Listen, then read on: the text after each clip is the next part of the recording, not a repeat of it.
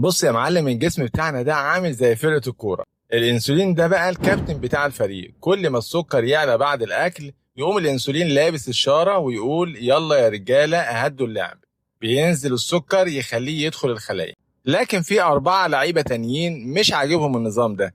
اول واحد الجلوكاجون، ده بقى اللي كل شوية يدخل الكبد يقول له هات الجلايكوجين اللي عندك يا عم، فرغ المخزن.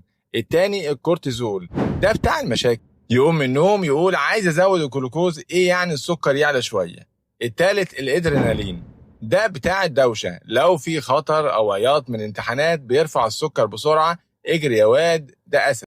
الرابع هو هرمون النمو، ده بقى بيقول لك انا عايز اكبر واطول، اديني سكر ودهون اولعها. والنتيجه ايه؟ الانسولين الوحيد اللي بينزل السكر، والباقي الاربعه شغالين ضده يرفعوا السكر. يعني عامل زي واحد بيلعب ماتش ضد 4.